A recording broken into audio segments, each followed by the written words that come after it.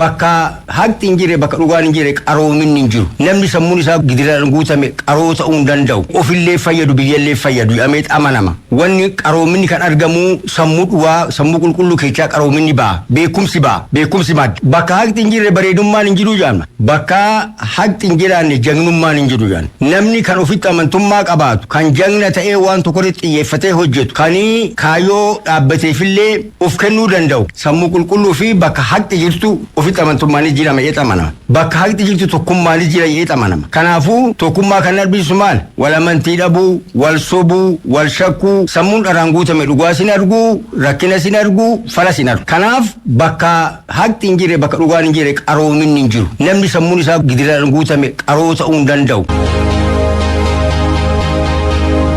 Qorannoo fayyaa waliigalaa godhachuun dhibee mallattoo osoo hin agarsiisin nama miidhanii dursanii beekuuf nama gargaara jedhan ogeeyyiin fayyaa. Dhukkubsannu malee dhaabbilee fayyaa deemnee qorannoo goonee hin beeknu jedhu jiraattonni magaalaa Baatuu yaada isaanii OBN'if kennanii Leensaa Waaqayyaa magaalaa Baatuutti imaltee waan qindeessite qabdi. Kalaqni teekinooloojii guyyaa guyyaan dabalaa akkuma deemu jiruuf jireenyi namaas faana fooyya'aa deema. Jireenya fooyyeffachuufis dhalli namaa dorgommiif jecha of dagachuun isaa waan hin oolle. Waa malee miti fayyaan faayaa jedhama mitiire tasa ammoo dhukkubsachuunis ni mudata. Fayyaa qabaannaan dureessa abbaa dilbii dhabnaan ammoo ifaajeen dhala namaa akkasumaan ta'uunsaa waan hin oolle. Kanaaf fayyaa ofiif dhukkubsatanii yaalamuu qofa osoo hin taane qorannoo fayyaa waliigalaa taasifachuun fala ta'uu qorannoon dhaabbata fayyaa addunyaa fi ogeessota fayyaarraa argame ni mul'isa. Obbo Abdiisaa Hukkaa magaalaa Baatuutti nageenya tiraafikaa kabachiisuu irratti hojjetu. Qorannoo fayyaa waliigalaa taasifattanii beektu jennee gaafanneen dursa qoratamuu dhiisi yoon dhukkubsadheeyyuu yeroo mana yaalaa hin deemu natti fooyyaa jedheen eegaa jedhu. Yoona dhukkube qofa dhaqaa jechuudha. Yoona dhukkube dhaqaa hin yaalama.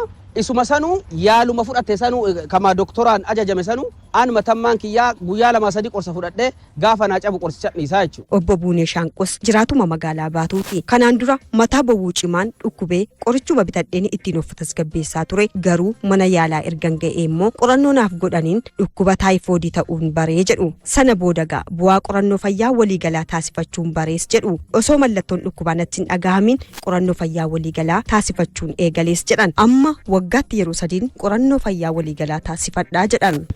Taayifasiin amma isaan jedhamanii tollaalamin gara mataa irratti nabee yookiin miidhaan irra geessee ture yeroo wayii jecha akkasumatti bowwoodha jedhaan ture gaafa kaan ammoo baay'ee narratti ol ka'e na hubee sanaa booda rifaatuu keessan seenee xiqqoo mallee qaama koo keessatti wanti wayii natti dhagamnaan isin dhaqa otoo natti hin dhagamne illee kararraa goree isin dhaqa hin laallama. Barsiistuu Roobduu Qaasimis magaaluma Baatuu jiraatu osoo mallattoon dhukkubaa natti hin dhaga'amiin qorannoo fayyaa waliigalaa taasifadhee hin beeku garuu dhukkuboonni hedduun mallattoo osoo hin agarsiisin akka nama miidhan quba qaba xiyyeeffannoon hin kennine maleessaa jedhu. Ani garuu gama kiyyaan mallattoo tokko malee ka'ee ufee laallamee hin beeku. Hospitaala waliigalaa Baatuutti hakiimni waliigalaa Dr. Hashuu Jamaal qorannoon fayyaa waliigalaa dhibeewwan dafanii mallattoo hin agarsiifne waan jiraniif dursanii yaaluuf gargaaraa jedhan. Akka waliigalaatitti namni kamuu qorannoo fayyaa yeroo yeroon godhuu qaba.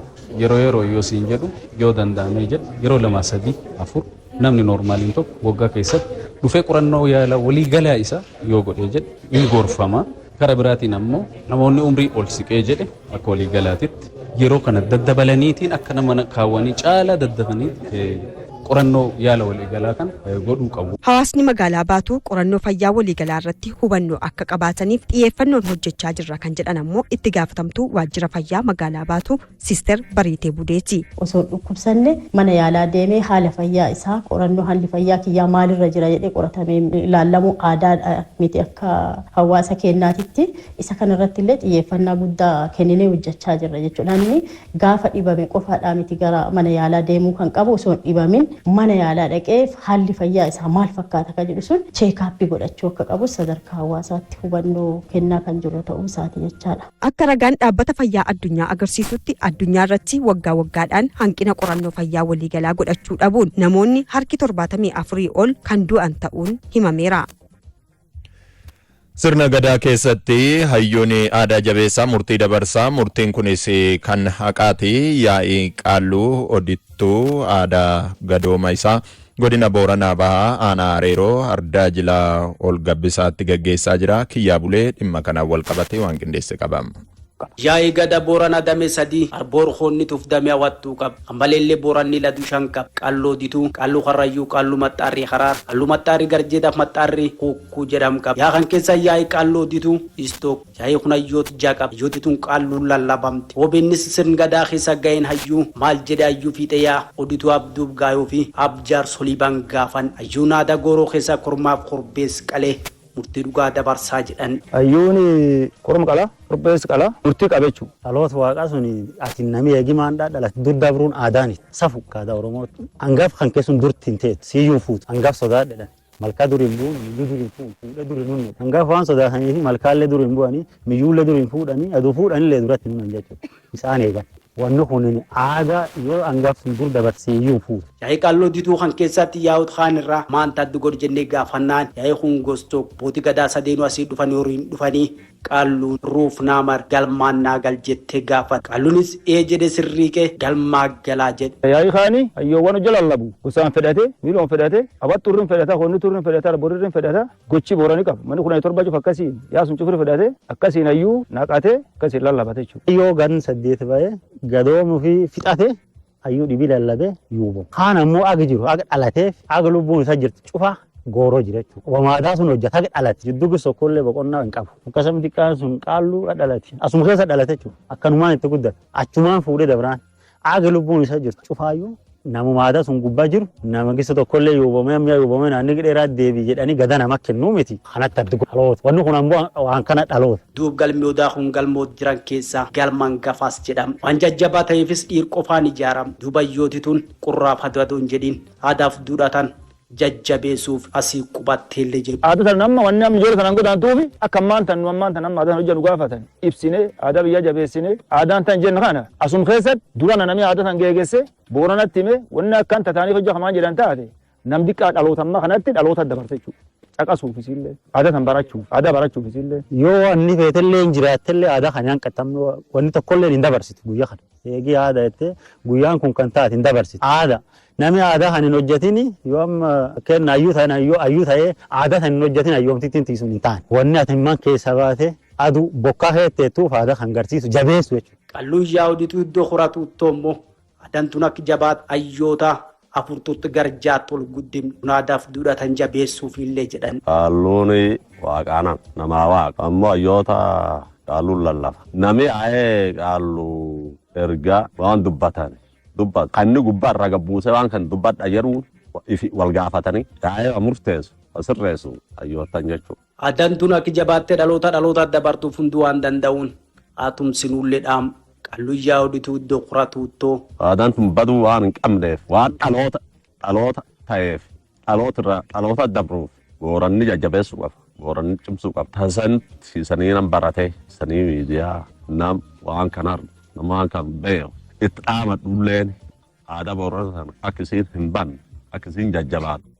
Oromoon hoytuma murtii tumattu waan biraa dura nagaa lallabde sa'aa nagaa lallabde namaa nagaa lallabde malkaa nagaa lallabde maddaa nagaa lallabde karaa nagaa lallabde gabaa nagaa lallabde bultii nagaa lallabde ooltii nagaa lallabde wanni isiin hin lallabiniif hin jirtu waan uumame muluufuu nagaa lallabde nagaatu duraan nagaa jechuun utubaa biyyaa yoo nageenni hin jiraatin homaan jiran ilma qaba jechuun nagaa irratti jira ilma san hin guddifadha jechuun nagaa irratti jira ilma sanin barsiifadha jechuun nagaa irratti jira yoo nageenni hin jiraatin hin jiru hin horadhaan hin jiru hin qotadhaan hin jiru hin bocadhaan hin jiru ilma barsiifadhaan hin jiru nageenni yoo hin jiraatin guddinni hin jiru misoomni hin jiru nagaa kenna wanni eeggannuuf jiru teennaaf eeggan nagaa namaa hayyuu jirutu eega wayyuu jirutu eega abbaa amantiitu eega abbaa gadaatu eega abbaa bokkuutu eega qeerrotu eega qeerrittitu eega haadha siinqeetu eega akkanatti eegama nageenni kalee.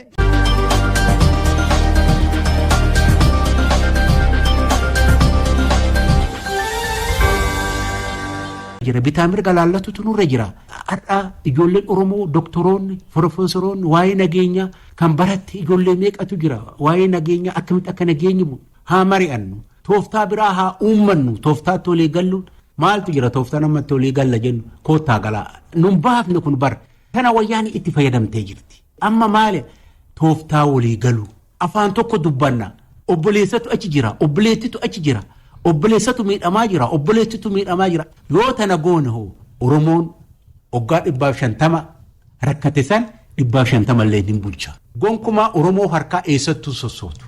Yoo waliigaluu baanne hoo karaa sareen tolchite waraabessi seenaa. Waliigaltee dhabuun keenya kun bada Oromoo walii haa galu. Yaboo waaqa laala, yaboo lafa laala Oromoo walii haa galu. Tanaan lallaba. Galti nagaa, galgalti nagaa, galti nagaa, galgalti nagaa, warri nagaa, waaree nagaa. Nageenyi haa ititu nageenyi haa bu'u, nageenyi haa ititu nageenyi haa bu'u. Nageenyi jireenya dhala namaati, nageenyi jireenya dhala namaati, nageenya gatii kaffallee hin dandeenyu, nagaa tilmaamne hin dandeenyu, irratti hojjetuun ala. Oromoo nagaa buufnu, Oromoo nagaa buufnu, Oromoo nagaa haa buufnu. Nageenyi waan guddaadha, nageenyi jireenya dhala namaati, nageenyi jireenya dhala namaati. Oromoo nagaa haa buufnu, Oromoo har'a nu abbaa biyyaati, nagaa haa lallabnu. Fuula fi qalbii keenya gara nagaa haa deeffannu, fuula fi qalbii keenya gara nagaa, yaada keenya gara nagaa haa deeffannu. Nagaa.